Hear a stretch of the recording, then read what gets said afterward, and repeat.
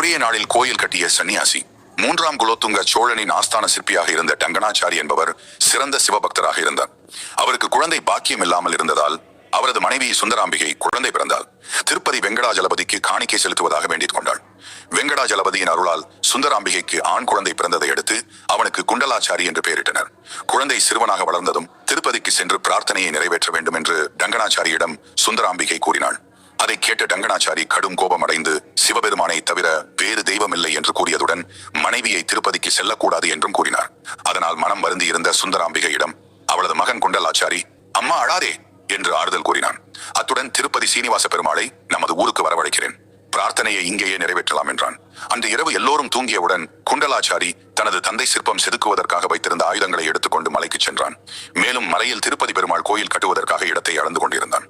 அப்போது அங்கு வந்த சன்னியாசி ஒருவர், குழந்தாய் இங்கு என்ன செய்கிறாய் என்று கேட்டார். அதற்கு குண்டலாச்சாரி தனது அன்னைக்காக கோயில் கட்ட இருப்பதை கூறினான். அதை கேட்ட சன்னியாசி, உன்னால் அது முடியாது, நீ சிறுவன், என்னிடம் அதிக ஆட்கள் உள்ளனர், அவர்களை வைத்து கோயில் கட்டலாம், நீ நாளைக்கு வா என்று கூறி அனுப்பினார்.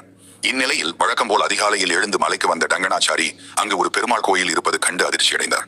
என்னடா இது அதிசயம், ஒரே நாள் இரவில் எப்படி புதுசா கோயில் கட்டி இருக்க முடியும்? நமக்கு தெரியாமல் மன்னர் வேறு யாரையாவது வைத்து கோயிலை கட்டினாரா என்று பெரும் குழப்பம் அடைந்தார். அதைத் தொடர்ந்து நன்கு விடிந்ததும் அரசவைக்கு சென்று மன்னரிடமும் புதிய கோயில் கட்டப்பட்டது குறித்து கேள்வி எழுப்பினார்.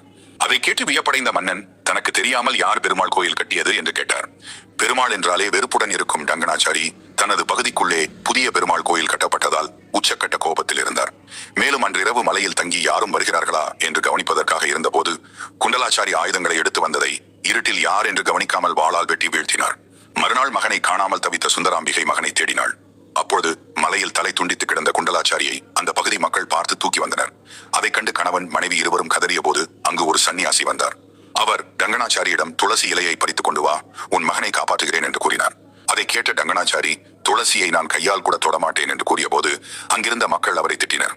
அதனால் வேண்டா வெறுப்பாக அவர் துளசி இலையை பறித்து வந்த போது குண்டலாச்சாரியின் தலையையும் உடலையும் சேர்த்து வைத்து கழுத்து பகுதியில் துளசி சாற்றை பிழிந்து அந்த சன்னியாசி ஊற்றினார். உடனடியாக குண்டலாச்சாரி மீண்டும் உயிர் பெற்று எழுந்ததைக் கண்டு அங்கிருந்தவர்கள் அனைவரும் வியப்பில் ஆழ்ந்தனர். அதன் பின்னர் மன்னன் உள்பட அனைவரும் சன்னியாசியுடன் மலைக்கு சென்றனர். மலை உச்சியை அடைந்ததும் சன்னியாசி மறைந்து விட்டார். அப்பொழுது குண்டலாச்சாரி என் மீது நம்பிக்கை கொண்டதால் தான் யாம் இங்கே எழுந்தருளி உள்ளோம் என்று திருப்பதி வெங்கடேச பெருமாளின் அசரீரி ஒலித்தது. இது போன்ற ஆன்மீக தகவல்கள் தினமும் தெரிஞ்சுக்க நம்ம சேனலை சப்ஸ்கிரைப் பண்ணுங்க.